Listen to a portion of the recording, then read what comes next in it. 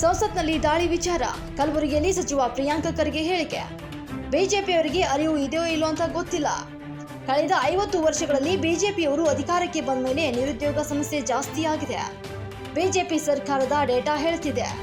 Parliament ಮೇಲೆ ದಾಳಿ ನಡೆಸಿದವರು ನಿರುದ್ಯೋಗ ಸಮಸ್ಯೆ ಎದುರಿಸಿದ್ರು ಅಂತ ಅವರ ಪೋಷಕರು ಹೇಳಿದ್ದಾರೆ. ಸಿಕ್ಕಾಕಿಕೊಂಡ ಸಂದರ್ಭದಲ್ಲಿ ಅವರು ಅದೇ ಘೋಷಣೆ ಕೂಗಿದ್ದಾರೆ. ಈ ಘಟನೆ ಯಾಕೆ ಆಯಿತು, ಹೇಗೆ ಆಯಿತು ಅಂತ ತಿಳಿಯೋದು ಬಿಟ್ಟು ರಾಜಕೀಯ ಲೇಪವನ್ನು ಹಚ್ತಿದ್ದಾರೆ. ಅಮಿತ್ ಶಾ, ಅಜಿತ್ ದೋವಲ್ ಎಲ್ಲಿದ್ದಾರೆ? ಪ್ರಧಾನಿ ಮಂತ್ರಿಗಳು ಬಹಳ ಗಂಭೀರ ವಿಷಯ ಇದು ಅಂತ ಒಪ್ಪಿಕೊಂಡಿದ್ದಾರೆ. ಹೋಮ್ ಮಿನಿಸ್ಟರ್ ಇಲ್ಲಿಯವರೆಗೂ ಯಾಕೆ ಸ್ಟೇಟ್ಮೆಂಟ್ ಕೊಟ್ಟಿಲ್ಲ? ಹೋಮ್ ಮಿನಿಸ್ಟರ್ ಯಾಕೆ ರಾಜೀನಾಮೆ ಕೊಟ್ಟಿಲ್ಲ? ಮೈಸೂರು ಎಂಪಿ ಪ್ರತಾಪ್ ಸಿಂಹ ಪಾಸ್ ಕೊಟ್ಟಿದ್ದಕ್ಕೆ ಇದನ್ನ ಮುಚ್ಚಿ ಹಾಕ್ತಿದ್ದಾರೆ. ಮಾತೆತ್ತಿದರೆ ನಮ್ಮ ಸಿಎಂ ಡಿಸಿಎಂ ರಾಹುಲ್ ಗಾಂಧಿ ಬಗ್ಗೆ ಮಾತನಾಡಲಿಕ್ಕೆ ಕ್ಯಾಮೆರಾ ಮುಂದೆ ಬರುತ್ತಿದ್ದ ಪ್ರತಾಪ್ ಸಿಂಹ ಈಗ ಎಲ್ಲಿ ಕಾಣೆಯಾಗಿದ್ದಾರೆ? ಇವರ ಪಾಸ್ ಕೊಟ್ಟಿದ್ದರಿಂದಲೇ ಇಡೀ ದೇಶ ಈಗ ತಲೆ ತಗ್ಗಿಸುವಂತೆ ಆಗಿದೆ. ಪ್ರತಾಪ್ ಸಿಂಹ ಏನಾದರೂ ಹೇಳಿದ್ದಾರಾ? ಕೇಂದ್ರ ಸಚಿವ ಪ್ರಹ್ಲಾದ್ ಜೋಶಿಗೆ ಮೊದಲು ಡೇಟಾ ನೋಡಲಿಕ್ಕೆ ಹೇಳಿ, ದೇಶದಲ್ಲಿ ನಿರುದ್ಯೋಗ ಸಮಸ್ಯೆ ಇದೆಯಾ ಇಲ್ವಾ ಅಂತ. ಯಾರು ಆಡಳಿತದಲ್ಲಿರ್ತಾರೆ ಅವರು ಉತ್ತರ ಕೊಡಬೇಕು, ವಿರೋಧ ಪಕ್ಷದವರಲ್ಲ. ದಾಳಿ ಯಾಕೆ ಆಗಿದೆ ಅಂತ ಕೇಳೋದೇ ತಪ್ಪ. ಸ್ವಾತಂತ್ರ್ಯದ ನಂತರ ಬಂದ ಬಲಿಷ್ಠ ಸರ್ಕಾರ ಅಲ್ವಾ, ಚಪ್ಪ ಸರ್ಕಾರದ ಅಂತ ಹೇಳ್ಕೊಂಡು ಓಡಾಡ್ತಿದಾರಲ್ಲ, ನಾವು ಕೇಳೋದೇ ತಪ್ಪ. ಯಾಕೆ ಪಾರ್ಲಿಮೆಂಟ್ನಲ್ಲಿ ಬಂದು ದಾಳಿ ಮಾಡಿದ್ದಾರೆ ಅಂತ ಕೇಳುತ್ತೇವೆ. ಹಿಂದೆ ದಾಳಿಯ ಬಗ್ಗೆ ಯಾರಾದರೂ ಪಾಸ್ ಕೊಟ್ಟಿದ್ದಾರಾ?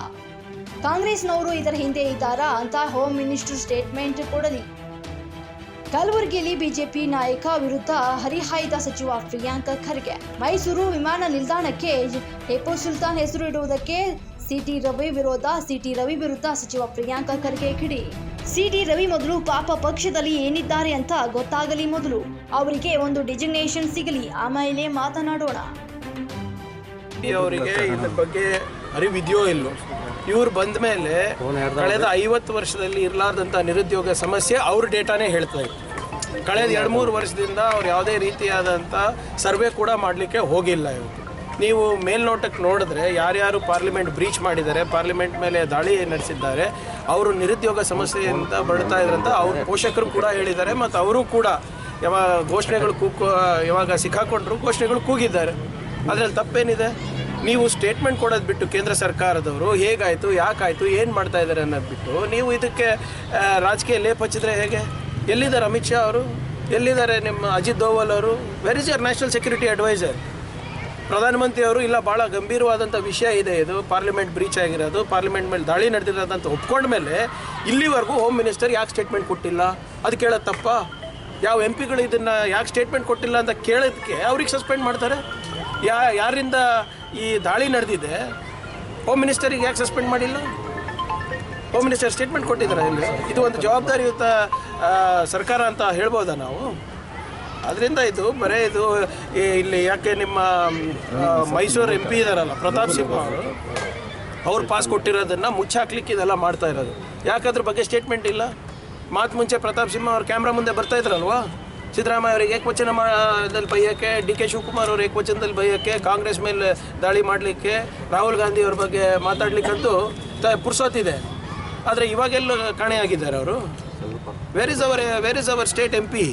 ಅವರಿಂದ ಇವತ್ತು ಇಡೀ ನಮ್ಮ ದೇಶದಲ್ಲೇ ನಮಗೆ ತಲೆ ತೆಗೆಸುವಂತ ಆಗಿದೆ ಅಲ್ಲ, ಎಲ್ಲಿದ್ದಾರೆ ಅವರು ಇವಾಗ? ನೀವು ಸಮರ್ಥನೆ ಮಾಡ್ತಾ ಇದ್ದೀರಾ? ನೋಡಿ, ಇದನ್ನ ಬಹಳ ಸ್ಪಷ್ಟವಾಗಿ ಹೇಳ್ತಾ ಇದ್ದೀನಿ. ಪಾಸ್ ಕೊಟ್ಟಿರೋದು ತಪ್ಪಾ ಸರಿನಾ ಅಂತ ಅವ್ರು ಹೇಳಬೇಕು, ಅದನ್ನು ನಾನೇ ಹೇಳ್ಬೇಕಾ? ನ್ಯೂಮನ್ ಅದಕ್ಕೆಲ್ಲ ನಾವು ಟಾಲರೇಟ್ ಮಾಡಲ್ಲ. ಈಗಾಗಲೇ ಸಸ್ಪೆಂಡ್ ಆಗಿದ್ದಾರೆ ಅಂತ we will take strict action. ಇದು ಸ್ಕೂಲೆಲ್ಲ ಆಗಬಾರ್ದಂಥ ಘಟನೆ ನಾವೇ ಅಲ್ಲಿಂದ ಎಲ್ಲ ಹೇಳ್ಕೊಟ್ಟಂಗೆ ಆಗ್ತಾ ಇದೆ. It is completely wrong and we will not tolerate.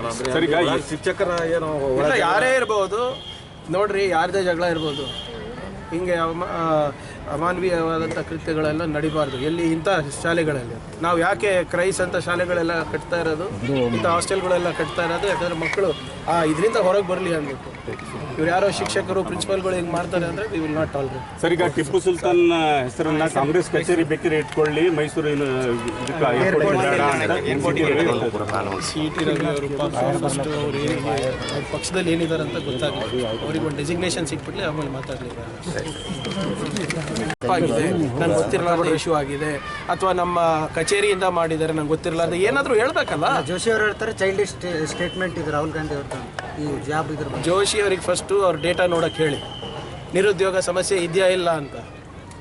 Joshi ಅವರು ಪಾರ್ಲಿಮೆಂಟ್ರಿ ಅಫೇರ್ಸ್ ಮಿನಿಸ್ಟರು, ಸ್ಟೇಟ್ಮೆಂಟ್ ಮಾಡೋಕ್ಕೆ ಹೇಳಿ. ಸುಮ್ಮನೆ ರಾಹುಲ್ ಗಾಂಧಿನ ಪ್ರೈಮ್ ಮಿನಿಸ್ಟರು, ರಾಹುಲ್ ಗಾಂಧಿನ ಹೋಮ್ ಮಿನಿಸ್ಟರು, ಅವ್ರು ತಾನೇ ಆಡಳಿತದಲ್ಲಿರೋದು.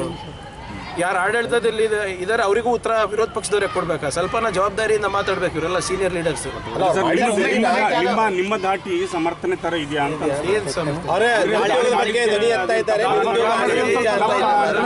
ಗಾಳಿ ಯಾಕಾಗಿದೆ ಅಂತ ಕೇಳೋದು ತಪ್ಪೇನ್ರಿ? ಈ ಸ್ವತಂತ್ರ ಆದಾಗಿಂದ ಅತಿ ಬಲಿಷ್ಠವಾದಂತ ಸರ್ಕಾರ ಇದು ಅಲ್ವಾ? ಚಪ್ಪನಿಂಚಕ ಸರ್ಕಾರ ಅಂತ ಹೇಳ್ಕೊಂಡು ಓಡಾಡ್ತಾ ಇದ್ರಲ್ಲ, ಪ್ರಶ್ನೆನೇ ಮಾಡಬಾರ್ದು. ಅದು ಯಾಕೆ ಪಾರ್ಲಿಮೆಂಟ್ ನಲ್ಲಿ ಯುವಕರು ಬಂದು ಆ ರೀತಿ ದಾಳಿ ಮಾಡಿರೋದಂತ ಕೇಳ್ತಾ ಇದೀವಿ. ನಾವೇನಾದ್ರೂ ಆಪಾದನೆ ಮಾಡ್ತಾ ಇದೀವ? ಕೇಳಬಾರ್ದು ಅಂದ್ರೆ ಇಟ್ಸ್ ಅವರ್ ರೈಟ್.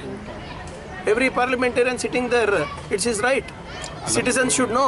ಸರ್, ಎಬ್ಬಿ ಅವರೇ ಹೇಳ್ತಾರೆ ಇದಕ್ಕೂ ಮುಂಚೆ ಸಾಕಷ್ಟು ಇಂಥ ದಾಳಿಗಳಾಗಿದ್ದಾವೆ. ಯಾರಾದ್ರೂ ಪಾಸ್ ಕೊಟ್ಟಿದ್ರೇನ್ರಿ ಉಗ್ರರಿಗೆ ಬರಕ್ಕೆ? ಟಿಕೆಟ್ ಮಾಡಿಸ್ಕೊಟ್ಟಿದ್ವ ನಾವು? ಪಾಸ್ ಕೊಟ್ಟಿದ್ದಾರೆ, ಒಬ್ಬ MP ಪಾಸ್ ಕೊಟ್ಟಿದ್ದಾರೆ ಅಂತ ಕಾಣ್ ಬರ್ತಾ ಇದೆ. ಅದನ್ನ ಯಾಕೆ ಕೊಟ್ಟಿದ್ದಾರೆ, ಹೇಗೆ ಕೊಟ್ಟಿದ್ದಾರೆ, ಪರಿಚಿತರ ಅಪರಿಚಿತರ, ಅದು ಕೇಳಬಾರ್ದು. ಸ್ಟೇಟ್ಮೆಂಟ್ ಮಾಡಲಿ. ಅರೆ, ಹೋಮ್ ಮಿನಿಸ್ಟರ್ ಅವರು ಸ್ಟೇಟ್ಮೆಂಟ್ ಮಾಡಲಿ, ಸದನದಲ್ಲಿ ಮಾಡಲಿ. ಕಾಂಗ್ರೆಸ್ ಅವರು ಇದ್ರ ಹಿಂದೆ ಇದ್ದಾರೆ ಅಂತ ಯಾಕೆ ಅನಿಸ್ತಾ ಇದ್ದಾರೆ? ಮತ್ತೆ ಇದು ವಿಚಿತ್ರ ಆಯಿತು.